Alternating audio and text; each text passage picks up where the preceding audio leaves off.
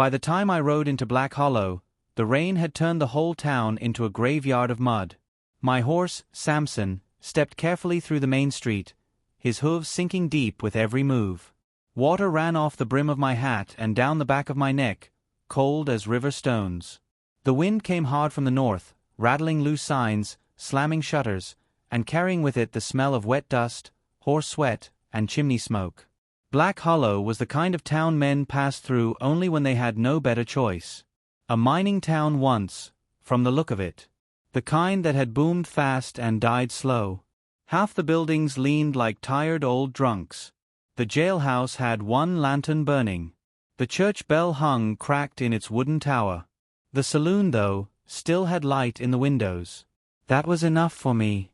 I had spent 3 days riding through open country with nothing but hard biscuits, cold coffee, and too much time alone with my thoughts. A warm meal, a dry corner, and a glass of whiskey sounded near enough to heaven. Then I saw the stagecoach. It sat crooked near the far end of the street, one wheel broken, the team gone, the driver's seat empty. One of the doors hung open, creaking in the wind. Rain washed thin lines of blood from the sideboard down into the mud. I stopped Samson. For a long moment, I just listened. The storm covered most sounds, but not all of them. A building groaned. A horse whinnied somewhere behind the livery. A drunk laughed inside the saloon. Then I heard a woman gasp. It came from beside the stagecoach. I swung down from the saddle, my right hand already loose near the colt on my hip. I did not draw. A man who draws too soon either wants trouble or fears it. I had learned to avoid both when possible. "Who's there?" I called. No answer. I stepped closer, boots sinking into the mud, rain tapping against my coat. Behind the coach, half hidden by shadow and storm, a woman was sitting with her back against a crate. Her dress was dark blue, soaked through and torn at the hem. Her left sleeve was stained red.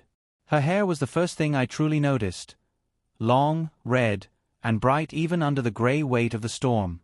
She had a small revolver in her trembling hand. "Stay back," she said. Her voice was steady enough, but her hand was not. I lifted both hands slowly. "Easy. I ain't here to hurt you." That's what the last men said. I glanced toward the broken coach. "They still around?" Her eyes moved past me, toward the dark street. That told me enough. "Some of them," she whispered. The storm rolled thunder across the sky. I crouched a few feet away, close enough to see the fear in her face but far enough not to spook her. She looked young, maybe mid-20s, though fear had a way of stealing years from a person and adding others at the same time. There was dirt on her cheek, blood at her sleeve, and a kind of stubbornness in her eyes I had seen before in people who had already decided they would rather die standing than beg on their knees. "What's your name?" I asked. She hesitated. "Evelyn." "Evelyn what?" "That depends on whether you're one of them." If I was one of them, I reckon we wouldn't be talking. She studied me, then lowered the revolver a little. "Not much." "Harper," she said. "Evelyn Harper." The name meant nothing to me then. It would mean plenty before sunrise. I looked at her wounded arm. "Can you stand?" "I can run if I have to." "That ain't what I asked." Her mouth tightened. "Yes." She tried to prove it and nearly fell. I caught her by the elbow, and she flinched like my touch burned. "Easy," I said again. "I don't need saving." "Most folks who say that usually do." Her eyes sharpened. "And most men who offer help want payment." I almost smiled. "Lady, I rode into this town looking for whiskey, not employment." A shout came from the far side of the street. Both of us froze. Through the curtain of rain, 3 riders appeared near the blacksmith shop. Their horses moved slow, heads low against the weather. The men wore dusters and low hats, and even from where I stood, I could tell they were searching. Evelyn grabbed my sleeve. "That's them." I looked down at her. "How many?" "6 earlier. Maybe more now." "What do they want?" She swallowed hard. Before she could answer, one of the riders called out, "Miss Harper." "Ain't no use hiding." Mr. Vale just wants what belongs to him." Evelyn's face went pale. Vale. That name I knew. Silas Vale was a cattle baron with money enough to buy judges, sheriffs, and widows' land for half of what it was worth. I had never met him, but I had heard stories. In the West, stories traveled faster than trains, and the bad ones usually carried truth in their saddlebags. I led Evelyn behind the coach. "Listen to me," I said quietly. "You stay low. You fire that little pistol only if a man is close enough you can see his teeth." She stared at me. "Who are you?" The riders were closer now. I did not answer her question. I stepped into the street. Rain struck my face. My coat hung heavy around me. My colt sat quiet against my thigh. The 3 riders pulled up when they saw me. The one in the middle leaned forward in his saddle. He had a narrow face, a wet mustache, and the mean confidence of a man who usually had others afraid before he spoke. "This don't concern you, mister," he said. "Storm like this," I answered. "Everything in the street concerns everybody." His eyes moved to my gun, then to my face. Something changed there. Recognition. I hated that look. I had seen it in saloons, on dusty roads, at poker tables, and once on a boy no older than 17 right before he tried to make a name off mine and never got to grow into a man. The rider's hand drifted near his holster. "You're Caleb Rusk," he said. Behind me, I heard Evelyn take a breath. I had not used that name in 2 towns. "Depends who's asking," I said. The rider gave a thin smile. "They call you the fastest gun in the West." "They call me worse." His smile widened, but his eyes were nervous now. "Then you ought to be smart enough to step aside. I was thinking the same about you." The man on his left spat into the mud. "We ain't here for you. We want the woman." "You got a warrant?" The middle rider laughed. "This ain't a courthouse." "No," I said. "It ain't." That was when the man on the right went for his gun. Some folks say moments like that slow down. They don't. Not really. The world does not become kind enough to give a man extra time. It only becomes clear. His shoulder dipped. His fingers opened. His coat shifted. My colt cleared leather. 1 shot. He fell sideways from the saddle before his revolver left the holster. The second man cursed and drew fast, but fast is a word men use until they meet faster. My second shot took the gun from his hand and 2 fingers with it. He screamed and dropped into the mud. The middle rider froze. Thunder cracked overhead, but after my shots, the whole town seemed to hold its breath. The rider stared at his dead friend, then at me. "Ride," I told him. His mouth twitched. "Mr. Vale won't forget this. I'm counting on it." For a second, I thought pride might get him killed. But fear won. He pulled his horse around, grabbed the wounded man by the collar, and dragged him toward the far end of town. The dead one stayed where he had fallen, rain already washing his blood into the same mud as the stagecoach drivers. Behind me, Evelyn stepped out. Her eyes were on the body. "I told my father hiring guards was a mistake," she whispered. "He said the road was safe." I holstered my Colt. Roads are never safe when rich men want something. She looked at me then, and something inside her broke just enough to show the grief underneath. "My father is dead." I said nothing. There are no good words for that. Men who try to dress grief up in speeches usually only make it heavier. She reached into the torn lining of her coat and pulled out a leather pouch, dark with rain. She held it close, like it was both treasure and curse. "They killed him for this," she said. "What is it?" "Proof." "Of what?" Her eyes moved toward the saloon windows, the jailhouse, the dark roofs of Black Hollow. She lowered her voice. "Vale is stealing land all through the territory. Ranches, farms, mining claims. My father worked for the railroad office in Denver. He found deeds, forged signatures, payments to marshals, judges, even army suppliers. He was bringing the papers to a federal judge. And Vale found out." She nodded. I looked toward the end of town where the rider had disappeared. "Then he'll send more men." He already has. The saloon doors opened behind us. I turned slightly. Men stood inside the doorway, faces shadowed by lantern light. None stepped out. None offered help. That was the West most folks did not sing about. People admired courage best after someone else had already paid for it. The sheriff came out of his office then, coat thrown over his shoulders, shotgun in hand. He was broad, gray-bearded, and dry enough to prove he had waited until the shooting stopped. "What happened here?" he barked. I looked at Evelyn. She looked at him and went stiff. That told me more than any answer. The sheriff saw the dead rider, then me. His eyes narrowed. "You killed that man?" He tried to draw. "Convenient." I rested my hand near my belt, not on the gun. "Very." The sheriff's gaze shifted to Evelyn. "Miss Harper, you best come with me. For your protection." She stepped closer to me instead. The sheriff noticed. So did I. "Protection," I said, "or delivery?" His face hardened. "You watch your mouth, stranger." I smiled without humor. I was hoping to get a room, a meal, and maybe a drink. But now I'm starting to think this town ain't hospitable. The sheriff lifted the shotgun an inch. Inside the saloon, the watchers disappeared from the doorway. Evelyn whispered, "He's one of them." The sheriff heard it. His jaw tightened. "Hand over the pouch," he said. There it was. No disguise left. Rain ran down between us. My horse shifted behind me. Somewhere in the distance, another rider's horse gave a sharp cry. The sheriff aimed the shotgun at my chest. "I don't care how fast they say you are," he said. "Nobody outruns buckshot."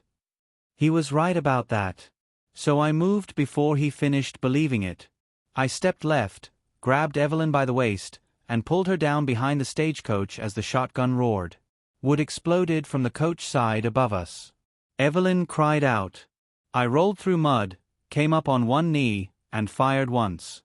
The sheriff dropped the shotgun and stumbled backward, clutching his shoulder. He fell against the jailhouse post and slid down, groaning. I did not kill him. Not because he deserved mercy. Because dead sheriffs brought posses. Wounded ones brought confusion. "Can you ride?" I asked Evelyn. She stared at me, breathing hard. "Yes." "Good. Then run." We reached Samson as another shot cracked from a rooftop. The bullet snapped past my ear. I shoved Evelyn into the saddle, swung up behind her, and kicked Samson hard. The horse leapt forward. Gunfire followed us down the muddy street.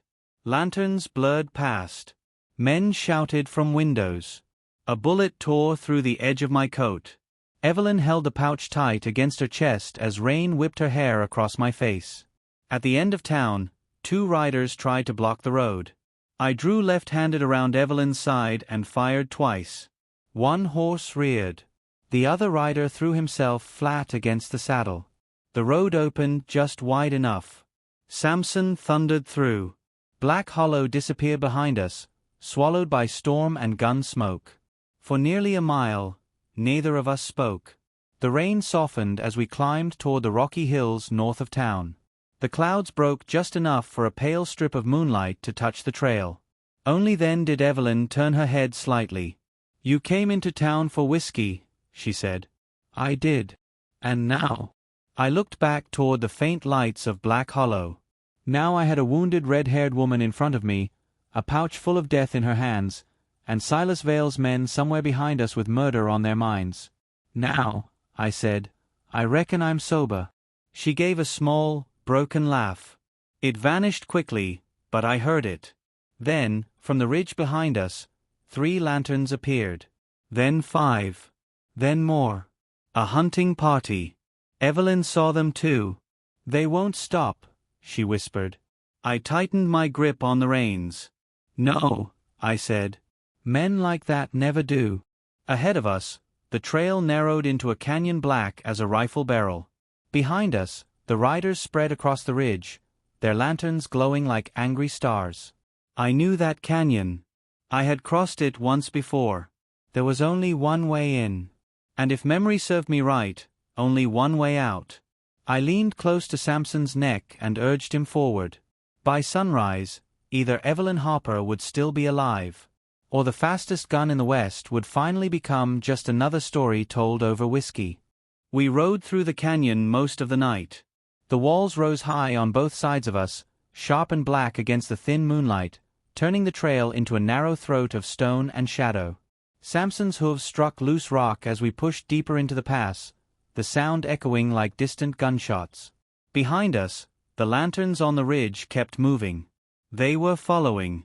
Evelyn stayed silent in front of me, one hand gripping the saddle horn while the other held the leather pouch beneath her coat. Every so often, I felt her glance back toward the riders. Fear does strange things to people. Some panic. Some freeze. Some pray. Evelyn Harper watched. That told me she was stronger than she looked. "How much farther?" she finally asked. "There's an old trading post near the north exit of the canyon," I said. "If it's still standing, we rest there. And if it isn't, then we keep riding."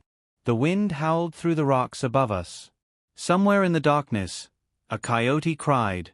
I had crossed this canyon 6 years earlier with 3 men who thought robbing a military payroll wagon sounded easier than honest work. 2 of them died before sunrise. The third lost half his face to a shotgun blast and spent the rest of his life hiding from mirrors. The West had a habit of teaching hard lessons to foolish men. I glanced behind us again. The lanterns were closer now. "Hold tight," I muttered. Samson broke into a faster pace. For nearly 20 minutes, the canyon swallowed us whole. The air smelled of wet stone and cold earth. Water dripped somewhere in the darkness. Above, the sky narrowed to a thin silver line. Then the first shot came. The bullet struck rock near my shoulder and exploded into sparks. "They're firing blind," I said. "You sound disappointed," Evelyn answered. "I'm just saying if they were better shots, we'd already be dead." Another shot cracked behind us. This one came closer. I pulled Samson sharply around a bend in the canyon and spotted what I had been hoping for, a narrow split in the rock wall, barely wide enough for a horse. Most riders would miss it in the dark. I steered Samson inside. The hidden path twisted sharply upward before opening into a small shelf tucked high above the canyon floor. Bushes and fallen rocks concealed the entrance almost completely. I slid from the saddle first and helped Evelyn down carefully. "You've been here before," she whispered. "Long time ago. Were you hiding then too?" I tied Samson beneath a crooked cedar tree and looked out toward the canyon below. Lanterns moved slowly through the darkness beneath us now. 6 riders. Maybe 7. Their voices echoed faintly off the rocks. "No," I said quietly. "Back then I was the man people hid from." Evelyn said nothing after that. Good. Most people heard stories about gunslingers and imagined glory. Fast draws. Cheers inside saloons. Men becoming legends overnight. The truth was uglier. Legends were usually just survivors with more graves behind them than everyone else. I crouched near the edge of the overlook and watched the riders pass below without noticing us. Their horses looked exhausted. So did the men. One rider carried a repeater rifle across his saddle. Another wore a deputy's badge. That bothered me more than the rifles. "You said Vale owns marshals," I said quietly. "He owns whoever takes his money." "That includes judges?" "Yes." "Railroad men?" "Yes." "Sheriffs?" She hesitated. "Yes." I let out a slow breath through my nose. That explained Black Hollow. A man like Silas Vale did not become powerful through cattle alone. Men like him built empires from fear, favors, and graves. "What exactly is inside that pouch?" I asked. Evelyn knelt beside me carefully. "Documents. Land deeds. Payment records. Railroad contracts. That don't sound worth killing half the territory over. You haven't seen the names written on them." Lightning flickered far beyond the canyon entrance, briefly illuminating her face. She looked exhausted now. Pale. Wet hair hanging loose around her shoulders. There was dried blood on her sleeve where the bullet had grazed her arm. But her eyes still burned. My father discovered Vale has been forcing ranchers off valuable land before the railroad expansion arrives, she said. He bribes officials to declare properties abandoned, then buys them for almost nothing. That ain't new in the West. No. But murdering entire families is. That caught my attention. She swallowed hard before continuing. There's a valley north of Red Mesa. Silver underneath the mountains. Railroad access nearby. Vale wants everything there. And folks won't sell. So they disappear. The wind carried silence between us for a moment. I had seen towns burned over smaller profits. Still, something in Evelyn's voice told me this went deeper. My father found proof that Vale hired gunmen to attack settlers, she said softly. Then blamed raids on outlaws and tribes nearby. I stared at her. You sure about that? I watched my father copy the records himself. I rubbed my jaw slowly. That changed things. Land wars were common enough. But killing innocent settlers to manipulate territory lines? That kind of greed poisoned entire regions for generations. Below us, the riders finally disappeared deeper into the canyon. I stood slowly. We move at first light. You're still helping me? I looked at her. You sound surprised. You don't know me. No, I admitted. But I know men like Vale. Her expression softened just slightly. That was dangerous. Not the conversation. The feeling underneath it. I had spent years making sure people stayed distant from me. Distance kept folks alive. Men around me had a habit of ending up buried. But standing there in the cold darkness beside that stubborn red-haired woman, I realized something I did not like admitting to myself. I cared whether she survived. That was the beginning of trouble. Dawn came gray and bitter cold. We left the hidden shelf shortly after sunrise and continued north through the canyon until the trail widened into open country. Dry hills stretched endlessly ahead, broken by patches of cedar and old mining ruins. The storm had passed, but the world still looked washed out and tired. By noon, we reached the trading post. Or what remained of it. The building leaned badly to one side, its roof partially collapsed. A faded sign still hung near the porch. Mercer Trading Co. I dismounted first. Stay near the horse, I told Evelyn. You expecting trouble? I'm alive. So yes. My boots creaked across the wooden porch as I approached the door. One hinge hung loose. Dust covered the windows. I pushed inside carefully. The room smelled of old wood, mice, and stale whiskey. Shelves stood half empty. Crates lay overturned near the counter. Then I saw movement. A shotgun barrel emerged from behind the counter. I ain't got much left worth stealing, an old voice growled. I relaxed slightly. Morning, Mercer. The old man blinked twice before lowering the gun. Well, I'll be damned, he muttered. Caleb Rusk. He stepped into view slowly. Ezra Mercer looked older than the last time I saw him. His beard had gone almost fully white now, and one eye drooped lower than the other from an old injury. You still breathing? He asked. Last I checked. That's disappointing to a lot of people. That why you keep the shotgun? No, he answered. That's for customers. I almost smiled. Ezra noticed Evelyn through the doorway. And who's the lady? Trouble, I answered. Evelyn crossed her arms. I'm standing right here. Ezra chuckled. Yep. Definitely trouble. He invited us inside, though he locked the door behind us immediately afterward. That told me plenty. The West was nervous these days. Ezra heated coffee over a small iron stove while I cleaned my revolver at the table. Evelyn sat nearby while I wrapped a clean bandage around her wounded arm. You've done that before, she said quietly. Too many times. The cut was not deep, but infection killed faster than bullets sometimes. Ezra set down 3 cups. You hear what happened in Black Hollow? He asked. Not yet. Sheriff claims the fastest gun in the West shot up half the town and kidnapped a young woman. Evelyn scoffed. I took a sip of coffee. Sheriff still alive? Barely. Which means he'll talk plenty. I nodded slowly. Vale put a bounty on you already, Ezra added. That made Evelyn look up fast. How much? Ezra stared at me over the rim of his cup. 5,000. Even I paused at that. $5,000 could buy a ranch, cattle, horses, and enough land for a man to disappear forever. It was the kind of money that made desperate men dangerous. Evelyn looked pale again.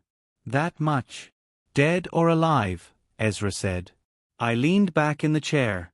Well, I muttered, alive's usually more inconvenient. Ezra did not laugh this time. There's more, he said carefully. I watched his expression harden. What? Vale hired someone else. A strange feeling settled in my stomach. Who? Ezra hesitated before answering. Wyatt Crow. The room went still. Even the fire seemed quieter. Evelyn looked between us.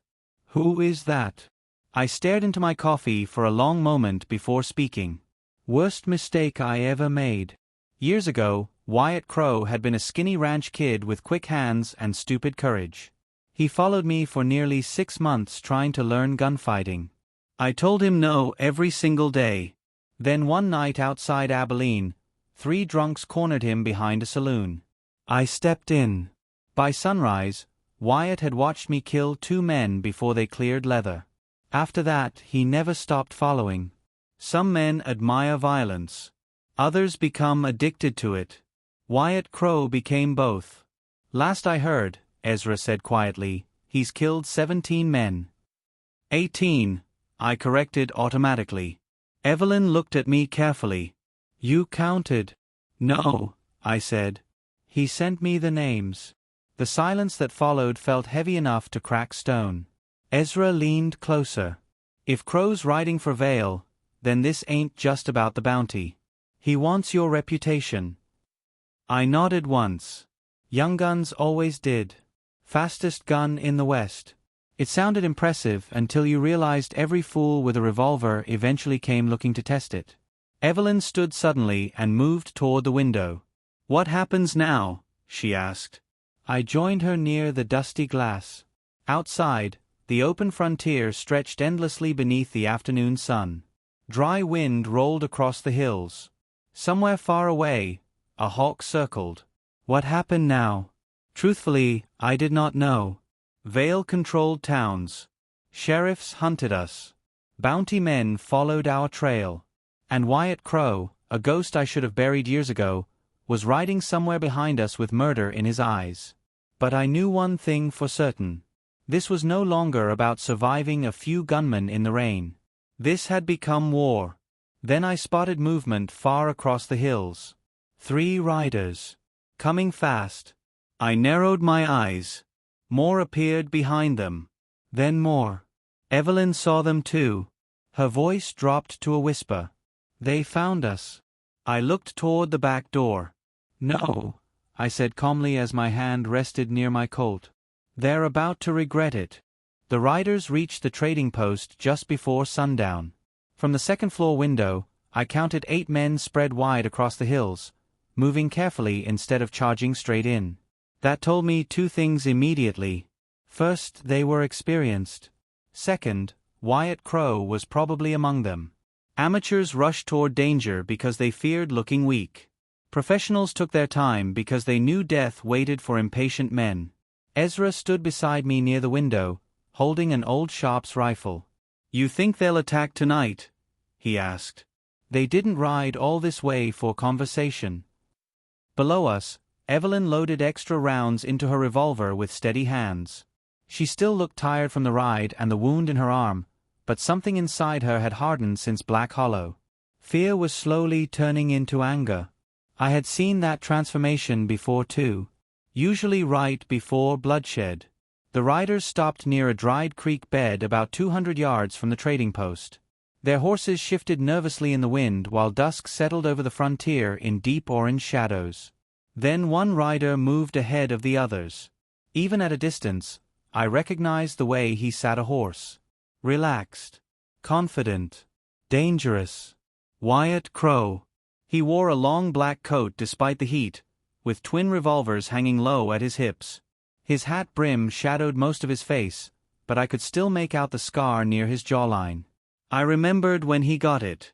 A knife fight in Wichita over a poker hand neither man should have played. Wyatt survived. The other man didn't. Friend of yours? Evelyn asked quietly beside me. Used to be. Used to. He learned too much. Wyatt raised one hand slowly toward the trading post. Caleb, he shouted. His voice carried easily through the evening wind. Still hiding behind walls?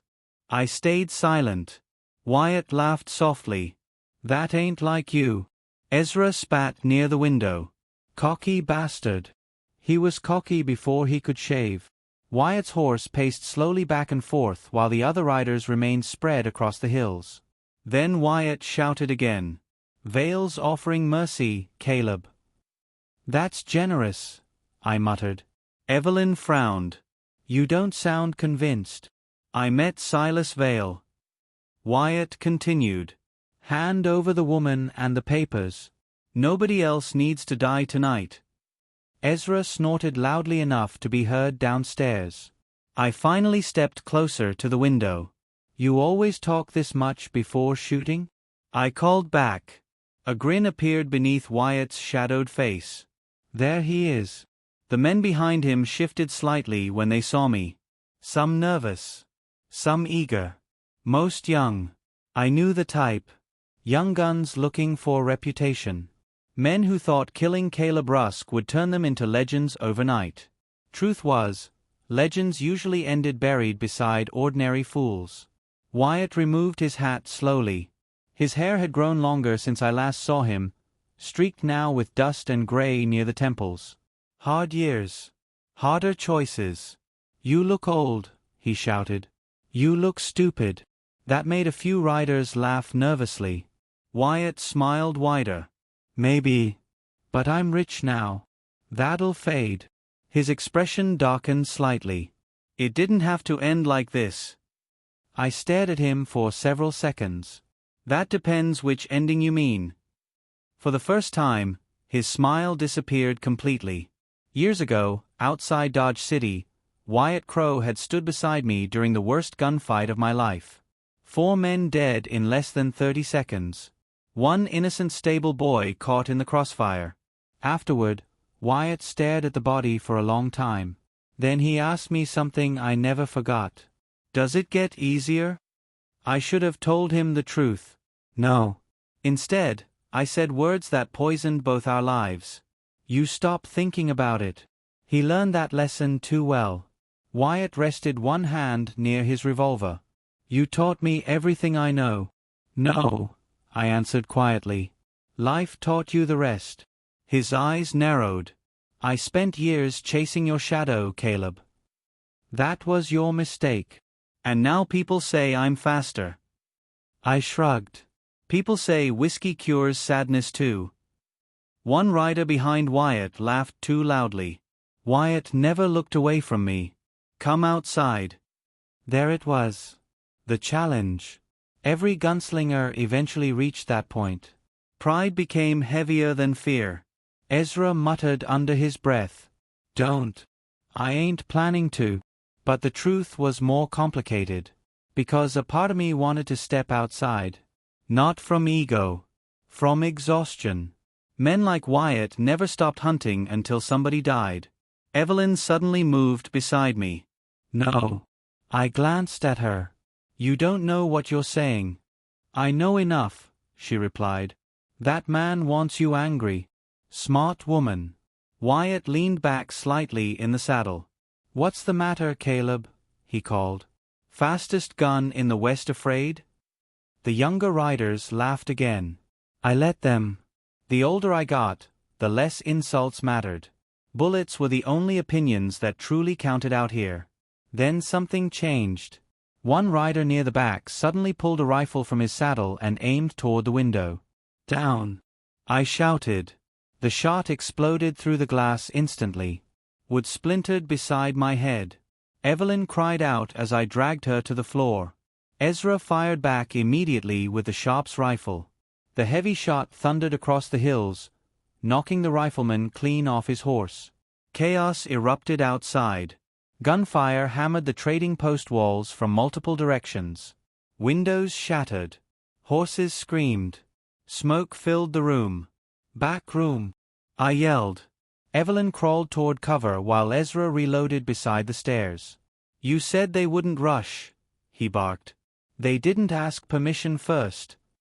Another bullet tore through the wall above us. I moved fast between windows, firing carefully instead of wildly. 2 riders ducked behind rocks after my shots nearly took their heads off. Wyatt himself still hadn't fired.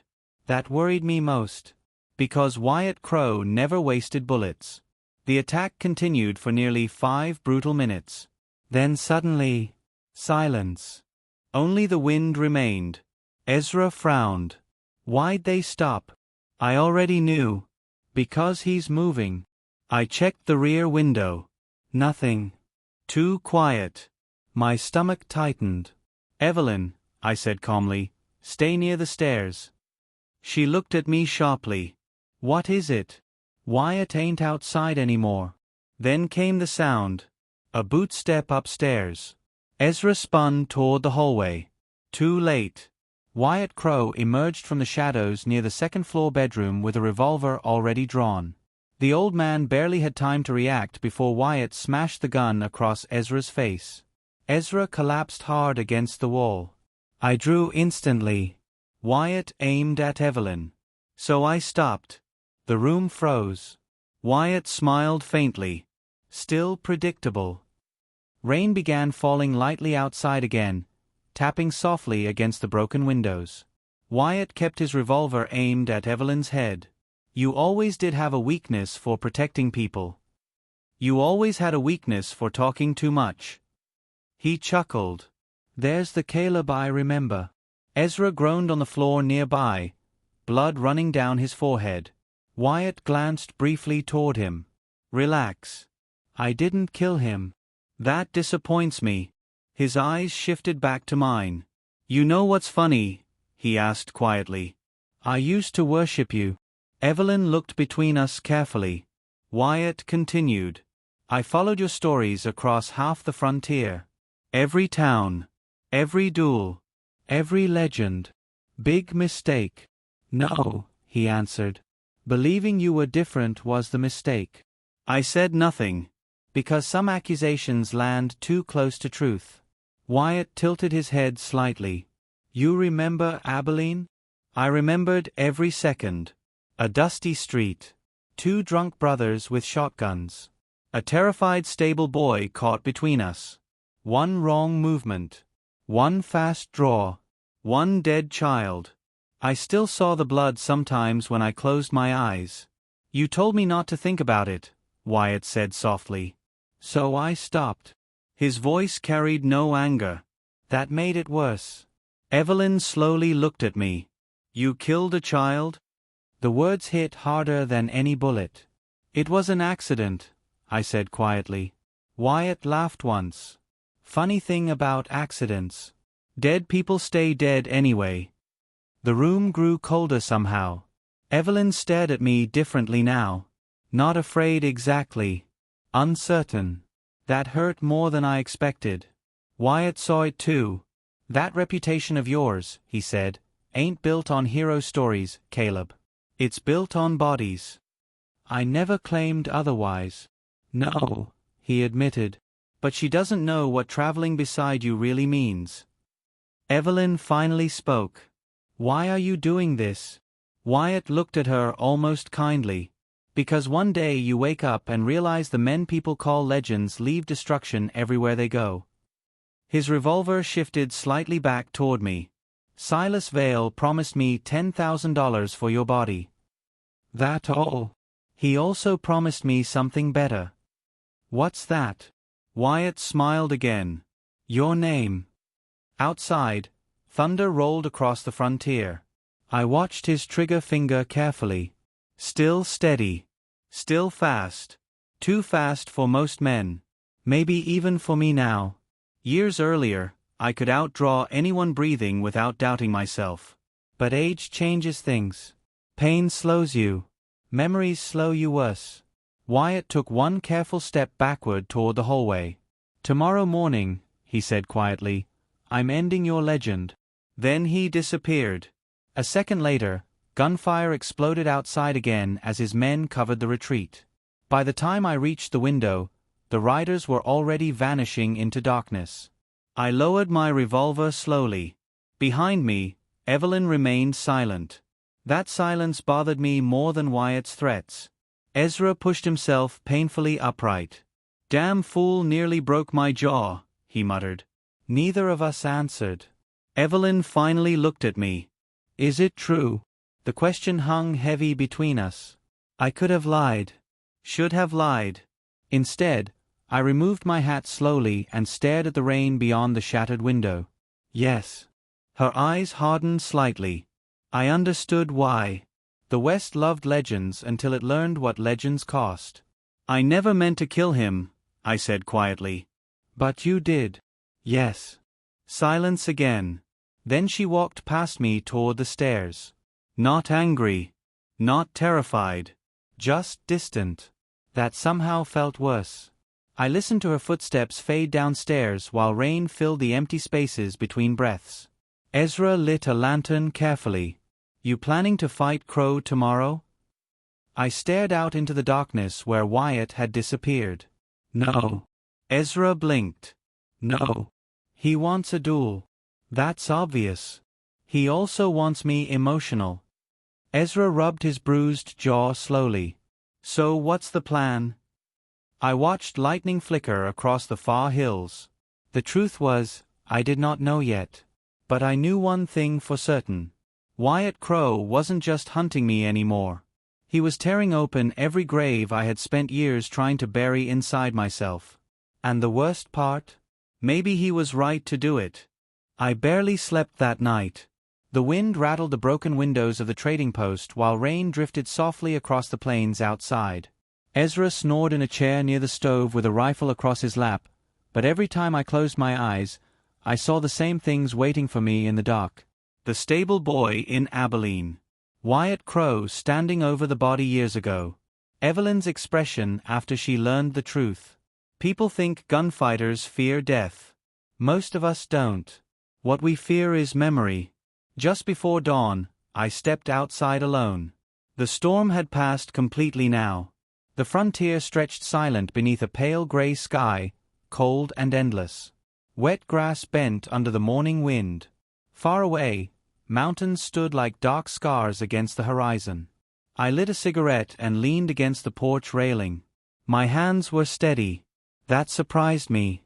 Years ago, before a duel, I used to feel nothing at all. No nerves. No hesitation. Men called that confidence. Truth was, part of me simply didn't care whether I lived or died. That had changed somewhere along the road. Maybe age did it. Maybe regret. Or maybe it was because of the red-haired woman sleeping downstairs. The door creaked behind me. Evelyn stepped onto the porch wrapped in one of Ezra's old blankets. Her hair moved softly in the morning wind, glowing copper beneath the rising sun. She looked tired. So did I. For a long moment, neither of us spoke. Finally, she said quietly, "You weren't sleeping either." "No." She leaned against the railing beside me, careful not to stand too close. That distance bothered me more than it should have. "I kept thinking about what Wyatt said," she admitted. I took a slow drag from the cigarette. "He talks too much." "That's not an answer." "No," I said. "It ain't." Silence settled again. Then she looked at me directly. "Were you really as bad as people say?" I laughed once under my breath. "That depends which people you ask." "Ask yourself." The wind carried the smell of wet earth across the plains. I stared toward the horizon for several seconds before answering. "When I was younger, I thought being feared meant being respected," I said quietly. "Out here, men survive by reputation. So every duel became another brick in the wall." And the wall kept growing. Yes. How many men? I shrugged slightly. Enough. Her eyes softened just a little. You regret it. That surprised me. Most people expected denial from men like me. No, I admitted. I regret how easy it became. That answer stayed between us for a while. Then Ezra burst through the door. We got company. The softness disappeared instantly. I crushed the cigarette beneath my boot and moved inside fast. Ezra pointed toward the hills south of the trading post. Dust clouds. Lots of them. I grabbed the binoculars hanging near the window and focused carefully.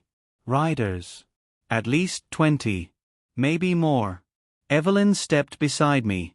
Vale. Not all of them. I adjusted the focus again. Some carried deputy badges. Some wore ranch colors. Others looked like hired guns.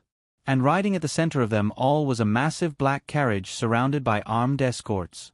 Ezra cursed quietly. That him? I nodded slowly. Silas Vale. Even from a distance, power clung to the man like smoke. The riders stopped nearly half a mile from the trading post. Men spread out carefully across the hills while others remained near the carriage. Military formation. Disciplined. That meant former soldiers among them. This was no ordinary outlaw gang anymore. Vale came prepared for war. The carriage door opened. A tall man stepped out wearing a long dark coat and silver gloves despite the heat. His hair was slicked back neatly, untouched by the wind around him. Even at this distance, he looked expensive. That was the strange thing about wealthy men in the West. Cowboys smelled like sweat, horses, whiskey, and dirt. Men like Silas Vale smelled like control. One rider broke away from the group and approached under a white flag. Ezra spat onto the floor. White flag usually means lies. Usually. The rider stopped about 50 yards from the trading post. Mr. Vale requests a conversation, he shouted. I stepped onto the porch. Then he can walk. The messenger looked nervous immediately. Good. After a long moment, Silas Vale himself began walking forward through the dry grass. 2 armed guards followed behind him, though they stayed several yards back. When Vale finally stopped near the porch, he removed his gloves slowly. You're Caleb Rusk, he said calmly. And you're overdressed. His lips twitched faintly. I expected someone older. I expected someone uglier. That almost made him smile. Evelyn stepped onto the porch behind me. The moment Vale saw her, his expression sharpened slightly. There you are. Evelyn's voice turned cold instantly. You murdered my father. Vale sighed softly like a tired businessman discussing weather. Your father created unnecessary complications. I felt my hand tighten near my revolver. Men like Vale always fascinated me.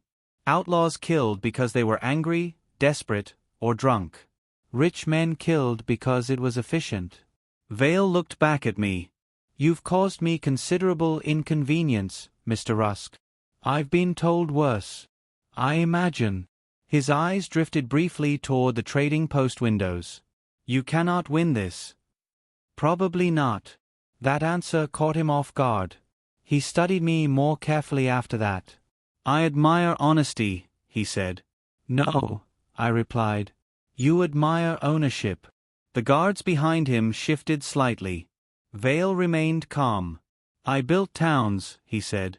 Railroads. Cattle routes. Employment. Civilization. You also built graveyards. His gaze hardened for the first time. Progress requires sacrifice. Evelyn stepped forward angrily. You burned entire families out of their homes. Vale turned toward her.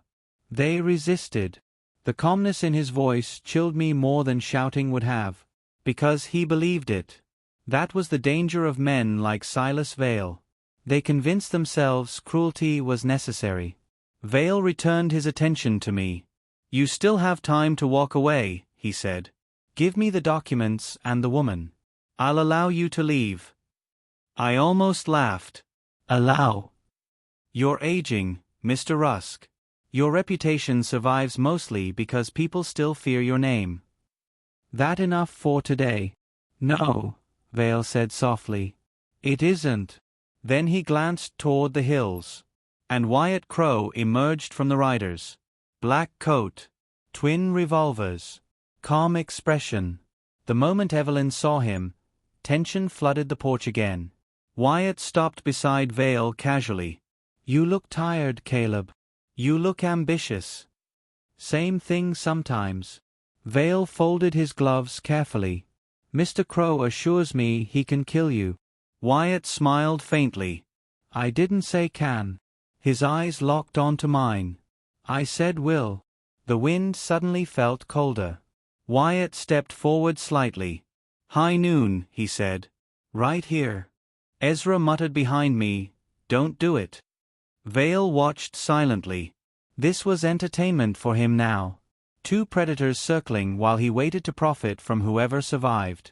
I hated him instantly for that. Wyatt tilted his head. What's the matter? He asked quietly. You scared? No. Then why keep hiding behind walls? I stared at him for several seconds. Then I answered honestly. Because every man I ever buried thought he was faster too. The riders behind Wyatt shifted uneasily. Even now, the old reputation still carried weight.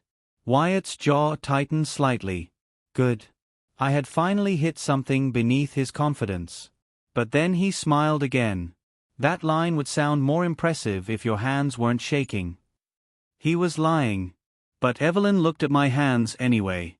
That irritated me more than it should have. Wyatt noticed. See, he said softly. You ain't a legend anymore, Caleb. I stepped off the porch before Ezra could stop me. Immediately, every rider near the hills reached for weapons. Vale raised one hand calmly, stopping them. The morning wind moved dust between Wyatt and me. 20 feet apart now. Close enough for death. Wyatt watched me carefully. So? He asked. I looked directly into his eyes. You really want to do this?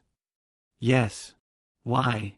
His expression flickered for the first time. Then he answered quietly enough that only I heard it. Because if I kill you, maybe I stop being your shadow. Damn. That almost hurt. Because I understood exactly what he meant. Fame traps men differently out here. Wyatt spent years chasing my reputation. And I spent years trying to escape it. Neither of us won. I looked toward Vale. Then the riders. Then Evelyn standing frozen on the porch. And suddenly I understood something clearly. This duel wasn't really about Wyatt Crow. It was about ownership. Vale believed he owned towns, land, people, fear. And Wyatt believed killing me would finally make him somebody new. But the West didn't work that way. Violence never freed men. It only chained them to different ghosts. I stepped closer. Wyatt's fingers twitched near his revolvers. Every rider around us went silent. Even the wind seemed to disappear. The entire frontier held its breath. Then I spoke. No duel. Shock crossed Wyatt's face instantly. What? I said no. The riders behind him began murmuring. Wyatt stared at me like I had slapped him. You backing down? No, I answered calmly. I'm refusing. That ain't the same thing. It is when a man stops letting fools decide his life. Anger flashed across Wyatt's face now. Real anger. You afraid to die? No, I said quietly. I'm tired of helping death make legends. For several seconds, nobody moved. Vale watched carefully now, suddenly less amused. Because this wasn't following the story he expected. Wyatt stepped closer. You don't get to walk away from me. I leaned near enough for only him to hear. I already did years ago. Then I turned my back on him. Every instinct I possessed screamed that he would draw. Every man on those hills expected it too. My footsteps sounded painfully loud as I walked back toward the porch. 1 step. 2. 3. Nothing. Behind me, Wyatt still hadn't moved. Interesting. Maybe part of him still respected me after all. Then Vale spoke coldly. "Kill him." Everything exploded at once. Gunfire erupted from the hills. Windows shattered. Horses screamed. Ezra fired from the porch instantly while I grabbed Evelyn and pulled her behind cover. Vale's men charged toward the trading post through clouds of dust and smoke. And somewhere in the chaos behind me, Wyatt Crow finally drew his gun. The first bullet shattered the porch lantern beside my head. Glass exploded across my shoulder as I dragged Evelyn through the trading post doorway and slammed us both against the floor. Gunfire roared from every direction now. The walls shook under rifle fire. Smoke rolled through broken windows while Ezra's Sharp's rifle thundered above everything else. Outside, men screamed. Horses panicked. And somewhere in the middle of it all stood Wyatt Crow. I drew both revolvers and fired through the doorway twice. One rider pitched sideways off his horse before the others scattered behind wagons and rocks. "Back room!" Ezra shouted. A bullet tore through the ceiling above him before he could reload. Evelyn grabbed my arm. "They're surrounding us." I noticed. The trading post would not hold long. Too many shooters. Too many angles. Vale had come prepared to bury us beneath sheer numbers. I moved toward the rear window carefully while Ezra continued firing from the front. Outside behind the building stretched open land leading toward a dry ravine nearly 100 yards away. Too far under gunfire. Still better than waiting to burn alive inside. Because I already smelled smoke. "They're gonna torch the place," I muttered. Evelyn looked pale. "What do we do?" I checked the revolver cylinders quickly. Survive long enough to disappoint them. Another explosion of gunfire ripped through the walls. Then suddenly, silence. Complete silence. The kind that makes your skin tighten. Even the horses stopped screaming. Ezra frowned. "What the hell?" Then came footsteps outside. Slow. Steady. One man walking toward the porch. I already knew who it was. Wyatt Crow appeared through the smoke with both revolvers lowered at his sides. Dust clung to his black coat. One side of his face was streaked with blood, not his own. Behind him, Vale's men held position without firing. Waiting. Wyatt stopped near the doorway. "This ain't your fight anymore," he said calmly.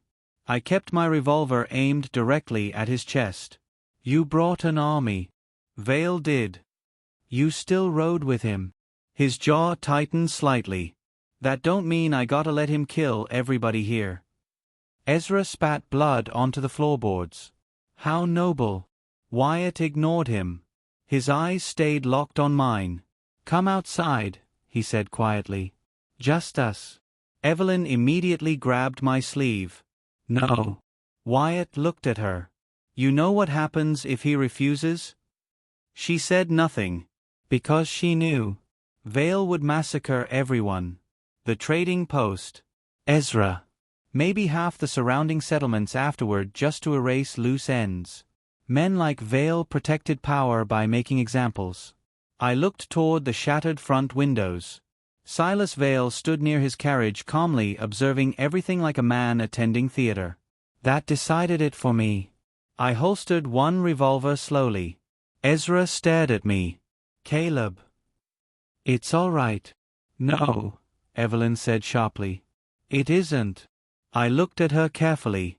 For the first time since Black Hollow, the distance between us was gone. Fear had stripped it away. That made this harder. "I can't outrun this anymore," I said quietly. Her eyes glistened slightly.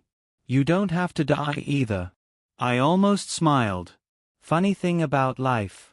Sometimes the first person who truly sees you arrives right before everything falls apart. I touched her hand briefly. Then I walked outside.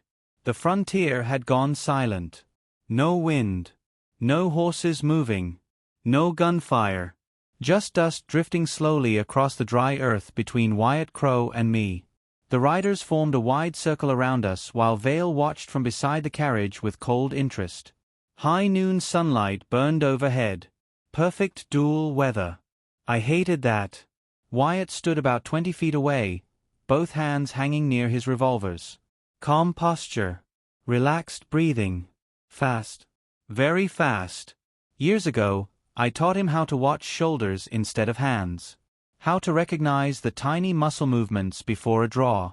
How fear made most men blink right before shooting. Now all those lessons stood aimed back at me. That woman changed you, Wyatt said quietly. Maybe. You used to laugh at men risking themselves over women. I used to be stupid. That almost made him grin. Around us, the silence deepened. Vale stepped slightly forward. Whenever you're ready, gentlemen. I ignored him. Wyatt never took his eyes off me. You know, he said softly, I kept thinking killing you would fix something inside me. And his expression darkened.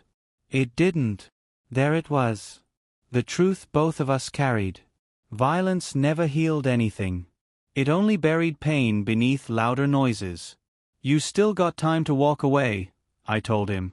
Vale immediately frowned. Wyatt noticed too. You'd let me? Yes.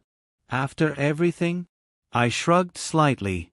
Ain't interested in burying another ghost. For a second, uncertainty crossed his face. Then Vale ruined it. Crow, he snapped sharply. Finish this. Bad mistake. Because the moment Vale spoke like an owner instead of a partner, something changed in Wyatt's eyes. Anger. Not toward me. Toward him. Interesting. Wyatt glanced briefly toward the carriage. That tiny distraction was all it took. A rifle shot exploded from somewhere behind Vale's men. Not aimed at me. At Wyatt. The bullet tore through his shoulder and spun him sideways into the dirt. Chaos erupted instantly. Vale. Wyatt roared. The riders exploded into confusion. Some drew weapons. Others shouted in panic. Vale stepped backward toward the carriage calmly. Kill both of them. So that was the plan. Use Wyatt to weaken me. Then erase everyone. I drew instantly. 2 shots. 2 riders dropped before they cleared leather. Gunfire thundered across the plains again. Wyatt rolled behind a water trough, clutching his bleeding shoulder while firing wildly toward Vale's guards. The entire battlefield collapsed into madness. I dove behind a wagon as bullets shredded the dirt around me. Men screamed. Horses broke loose. Smoke filled the air beneath the blazing afternoon sun. Vale's hired guns turned on Wyatt's riders. Wyatt's riders fired back. Nobody trusted anybody anymore. Exactly how empires begin dying. Ezra appeared in the trading post doorway firing the Sharp's rifle with terrifying precision. One shot nearly knocked a man completely off his horse. Evelyn crouched behind barrels reloading calmly despite the chaos. Brave woman. Too brave. Then I spotted Vale climbing into his carriage. Running. Coward. I sprinted through the gunfire before common sense could stop me. Bullets snapped past my coat. Dust exploded around my boots. A rider charged toward me with a shotgun. I fired once. The man disappeared backward off the saddle. Vale's carriage horses began moving. Too late. I reached the side of the carriage and grabbed the door violently just as it lurched forward. Vale stared at me from inside with genuine shock for the first time all day. You, he hissed. Me. One of his guards raised a revolver nearby. Before he could fire, Wyatt shot him through the throat.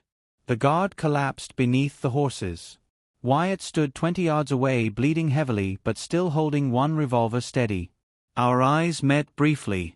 Then Vale pulled a hidden pistol from inside his coat. Fast. Faster than I expected.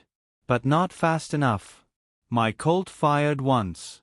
Silas Vale jerked backward against the carriage seat, blood spreading slowly across his expensive vest. The pistol slipped from his fingers. For several seconds, he simply stared at me in disbelief.